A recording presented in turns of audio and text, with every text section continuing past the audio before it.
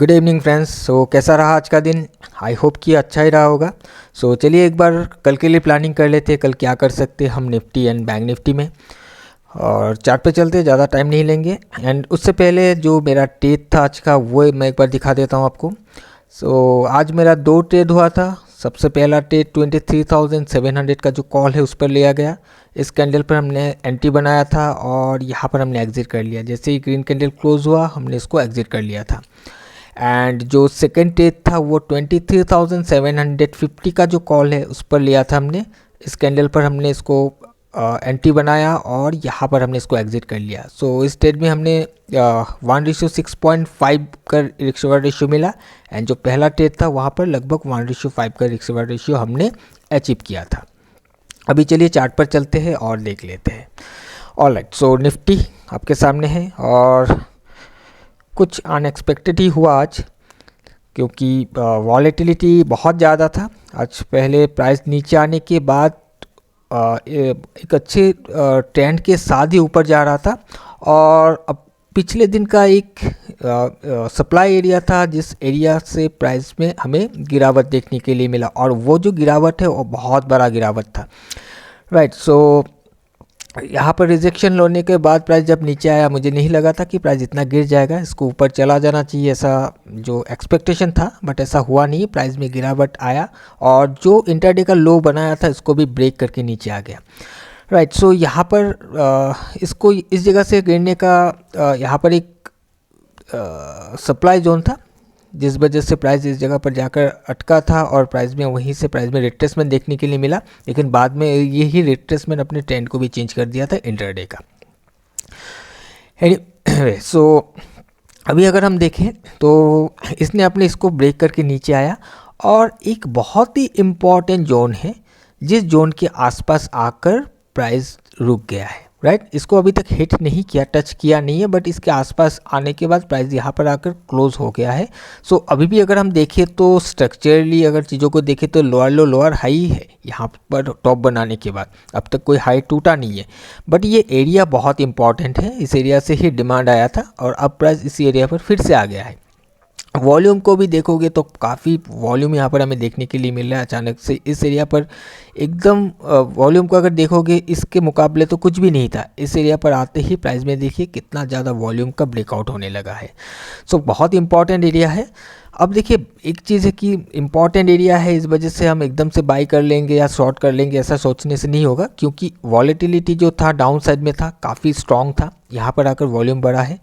अब अगर प्राइस इसी एरिया के आसपास से अगर हमें कोई कंफर्मेशन देता है, ज़रूरी है कि ये वाला जो टॉप है सबसे पहले इसको ये वाला टॉप को ब्रेक करके इसका जो स्ट्रेंथ है वो दिखाना पड़ेगा, तब जाकर हमें कुछ कंफर्मेशन मिलेगा। अगर ये इसको यहाँ कहीं ओपन होता है या ओपन होके इसको ब्रेक करने के बाद रिट्रेसमेंट वगैरह के साथ भी कोई कंफर्मेशन देता है तो हम लॉन्ग के लिए जा सकते हैं। बट ये ध्यान में दीजिएगा कि प्राइस जैसे ऊपर जाएगा वो कहीं से भी फिर से सप्लाई आ सकता है, क्योंकि इस एरिया से काफ़ी ज़्यादा सेलिंग हुआ है। तो किसी ना किसी एरिया से हो सकता है इस एरिया में जो रेजिस्टेंस बनाकर गिरा है, यहाँ तक जाने के बाद प्राइस में फिर से हमें गिरावट देखने के लिए मिल सकता है।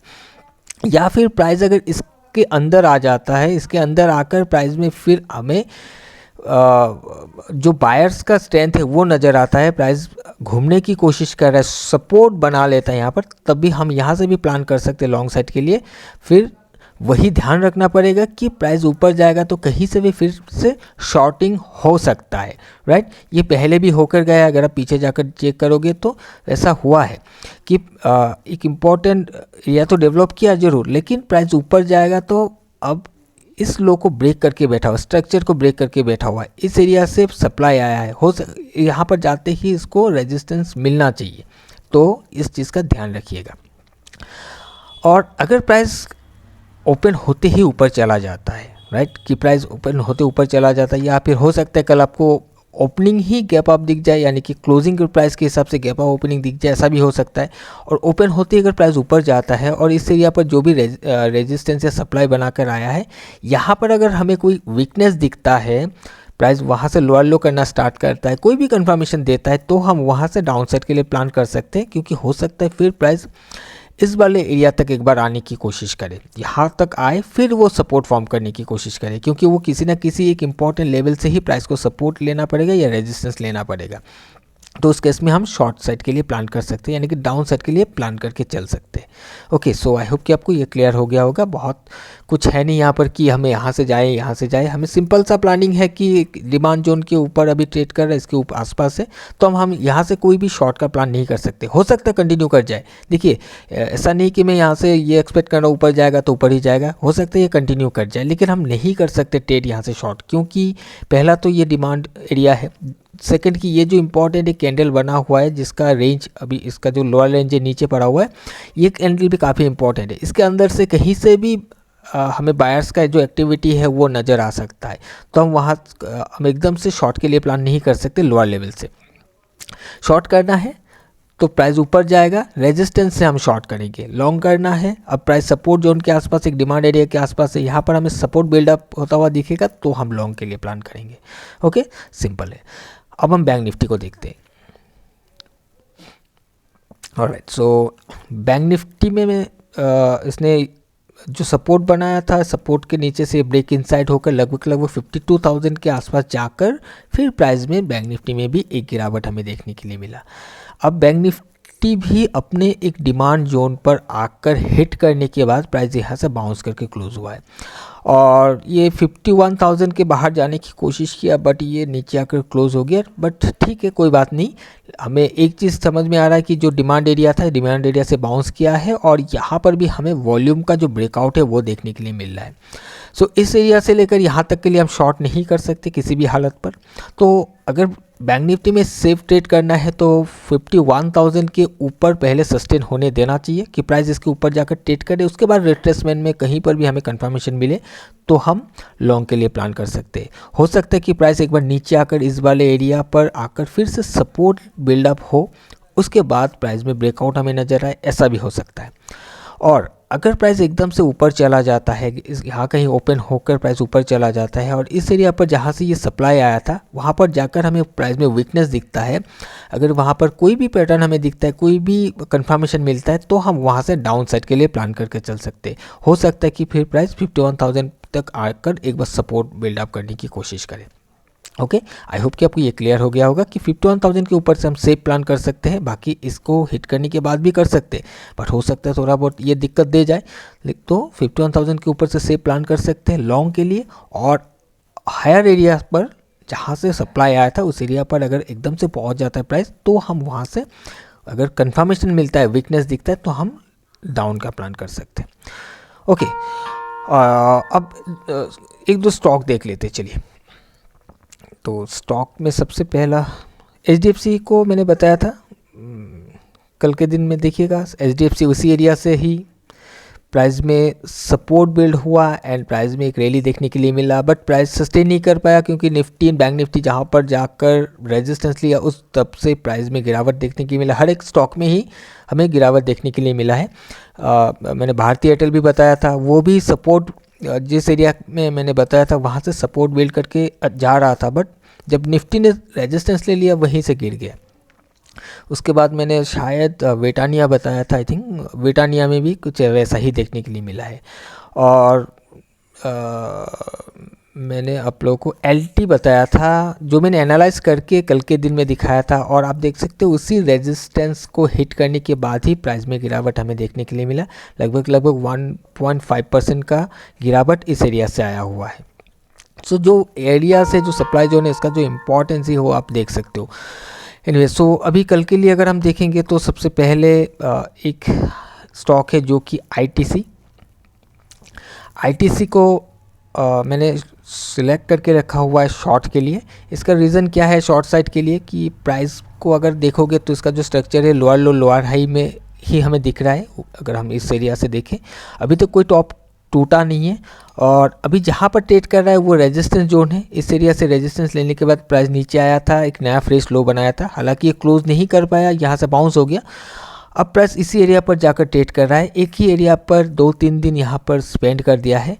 तो कहीं ना कहीं मुझे लग रहा है कि कल एक बार ये लोअर लो का स्ट्रक्चर बनाना चाहिए। यहाँ पर एक रेजिस्टेंस भी बनाकर आज गिरा है। वॉल्यूम थोड़ा सा दिक्कत दे सकता है, कम है, बट अगर ये ये जो भी रेजिस्टेंस एरिया है, इस एरिया से अगर ये रेजिस्टेंस ले लेता है या इसके बीच में कहीं पर भी रेजिस्टेंस बिल्ड कर लेता है तो फिर प्राइस कहीं ना कहीं हो सकता है यहाँ तक आने की कोशिश करे, एक बार लोअर लो बन सकता है, ऐसा कुछ लग रहा है। देखिए अब कंफर्मेशन आएगा तभी हम ट्रेड करेंगे, हम ये जस्ट एज्यूम करके चल रहे हैं कल के दिन के लिए, क्योंकि रेजिस्टेंस एरिया पर है, प्राइस अभी होल्ड कर रहा है, तो थोड़ा सा रिट्रेस करना चाहिए उसको ब्रेकआउट देने से पहले। अब नेक्स्ट ब्रिटानिया को सिलेक्ट करके रखा हुआ है मैंने लॉन्ग साइड के लिए। सो ब्रिटानिया में वॉल्यूम का भी ब्रेकआउट देखने के लिए मिल रहा है, और आज का जो सेशन है, आज के सेशन में यहाँ पर इसने एक सपोर्ट बनाकर ऊपर गया है, इस सपोर्ट को ध्यान रखिएगा, सपोर्ट के ऊपर से ही हम कुछ प्लान कर सकते हैं। और अगर हम इसको भी छोड़ दें तो मैं आपको बता दूं कि ये वाला जो कैंडल है, इस कैंडल को ध्यान में रखते इसको रेफरेंस लेते हुए भी चल सकते हैं कि इसके ऊपर से अगर कंफर्मेशन आता है तो हम लॉन्ग के लिए जा सकते हैं। एंड एशियन पेंट है, इसको भी लॉन्ग साइड के लिए ही रखा गया है। एशियन पेंट को देखोगे तो 2265.35 ये वाला जो कैंडल है, इस कैंडल का लो है। यहाँ पर जैसे कैंडल बना था, देखिए एक वॉल्यूम का ब्रेकआउट हमें देखने के लिए मिला है, और उसके बाद अभी तक इसका जो लो है टूटा नहीं है। इस कैंडल में टूटा था जरूर, बट प्राइस फिर से अंदर चला गया, हायर हाई का स्ट्रक्चर बनाया। आज हाई वॉलेटाइल है, बट वॉल्यूम बढ़ा हुआ है, प्राइस नीचे से ब्रेक इन साइड होकर ऊपर क्लोज हुआ है, तो कहीं ना कहीं हो सकता है कि प्राइस में कल हमें एक अपसाइड का मूवमेंट देखने के लिए मिले। एंड डॉक्टर रेड्डी को मैंने शॉर्ट के लिए सिलेक्ट करके रखा हुआ है। हालांकि अगर आप देखोगे तो ये काफ़ी स्ट्रॉन्ग है, राइट। यहाँ से प्राइस एक तरफा मूव करके गया है, लेकिन अब इस रेजिस्टेंस जहाँ से प्राइस में एक सप्लाई आया था और ये लो बना था, वहाँ तक पहुँच गया है, और इसको हिट करके आज इसने नीचे आकर क्लोज हुआ है। कल इसको हिट किया था, आज इसके नीचे क्लोज हुआ है, तो कहीं ना कहीं मुझे लग रहा है कि थोड़ा सा इसको रिट्रेस करना चाहिए। कल के दिन एक लोअर लो लोअर हाई का स्ट्रक्चर बनना चाहिए। तो अगर ऐसा होता है, कंफर्मेशन देता है, तो हम इसमें शॉर्ट साइड के लिए प्लान कर सकते हैं। ओके, सो आप अपने हिसाब से भी एक बार एनालाइज जरूर से कर लीजिएगा कि मैंने बता दिया तो वैसा ही चलेगा, एलटी को बताया तो एलटी नीचे ही गिरा, या फिर एचडीएफसी बैंक को बताया तो ऊपर गया, तो इसका मतलब ये नहीं कि हर दिन ही ऐसा होगा। कंफर्मेशन आएगा तभी होगा। एलटी में कंफर्मेशन आया, एलटी ने रेजिस्टेंस को ऑनर किया तो गिरा। बैंक निफ्टी में भी कंफर्म किया, सपोर्ट को हिट करने के बाद सपोर्ट बिल्डअप किया, एचडीएफसी बैंक में, तब वो चढ़ा, राइट। तो कंफर्मेशन आना पड़ेगा, तब जाकर हम कुछ प्लान कर वहाँ पर एक्शन ले पाएंगे, अदरवाइज हम उसमें कुछ नहीं कर पाएंगे। ये जब जस्ट एक हाइपोथेसिस, एक एजम्पशन है, हम फेल हो सकते है कि प्राइस कल इसका भी ब्रेकआउट करके ऊपर चला जाए, ऐसा भी हो सकता है। लेकिन वो तो हमें दिख जाएगा ना कि प्राइस हायर हाई बना के ऊपर जा रहा है, या फिर हम जो सोच रहे हैं उसके हिसाब से प्राइस लोअर हाई कर रहा है, वो हमें दिख जाएगा। अगर हमें दिखता है कि हमारे फेवर में है तो हम ट्रेड बनाएंगे, अदरवाइज हम छोड़ देंगे, राइट। सो एक बार ज़रूर से एनालाइज अपने हिसाब से भी कर लीजिएगा। कोई भी ट्रेड अप बनाते हो, कोई भी एक्शन लेते हो मेरे बताए हुए किसी भी स्टॉक पर या किसी भी स्क्रिप्ट पर, वहाँ पर अगर आपका कोई भी लॉसेस या डैमेजेस हो जाता है तो वो वहाँ पर मेरा या मेरे चैनल का कोई भी रेस्पॉन्सिबिलिटी नहीं रहेगा। ये एक डिस्क्लेमर है, हमेशा याद रखना। ओके, सो चलिए आज के लिए इतना ही, हम मिलेंगे किसी और एक नए वीडियो में। Till then bye bye and safe trading.